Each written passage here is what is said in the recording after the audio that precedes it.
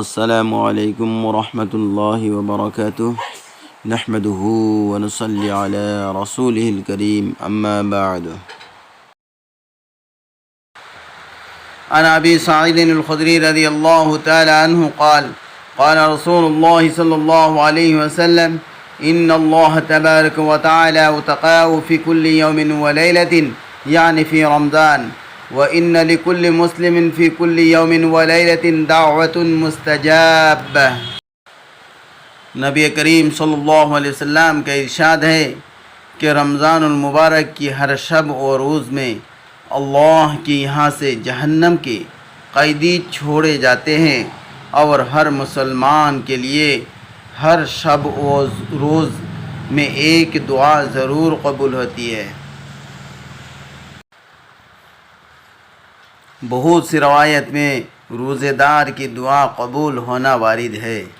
بعض روایات میں آتا ہے کہ افطار کے وقت دعا قبول ہوتی ہے، مگر ہم لوگ اس وقت کھانے پر اس طرح گرتے ہیں کہ دعا مانگنے کی کہاں فرصت، خود افطار کی دعا بھی یاد نہیں رہتی۔ افطار کی مشہور دعا یہ ہے: اللہم لک صمت وبک آمنت وعلیک توکلت وعلی رزقک افطرت۔ عن ابی عبیدہ رضی اللہ تعالی عنہ قال سمعت رسول اللہ صلی اللہ علیہ وسلم یقول الصیام جنۃ ما لم یخرقها۔ حضور صلی اللہ علیہ وسلم کا ارشاد ہے کہ روزہ آدمی کے لیے ڈھال ہے جب تک اس کو پھاڑ نہ ڈالے۔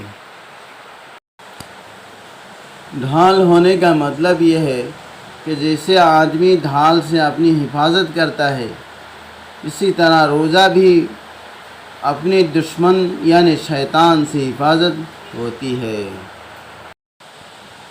روایت میں آتا ہے کہ روزہ حفاظت کرتا ہے اللہ تعالیٰ کے غضب سے۔ دوسری روایت میں ہے کہ روزہ جہنم سے حفاظت کرتا ہے۔